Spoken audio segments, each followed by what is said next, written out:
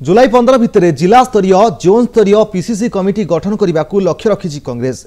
अल्प समय थिले मध्य से समय भितर सबु कार्य शेष करने को पीसीसी सभापति निरंजन पट्टनायक। एपरिकी बूथ स्तरीय कमिटी मध्य गठन करने को लक्ष्य रखा जायछि।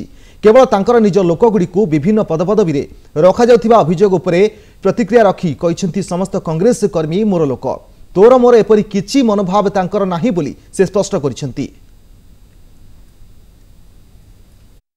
आमे तो निष्पत्ति करिचु जे जुलाई 15 भितरे जिला committee zonal committee PCC committee एपरिकी बहुत आशा करिचु जे बूथ कमिटी पर्यंत गठन करिवा पाई माने जदिओ एटा शॉर्ट टाइम होउची तथापि से टैक्सटा दिया जाइछि।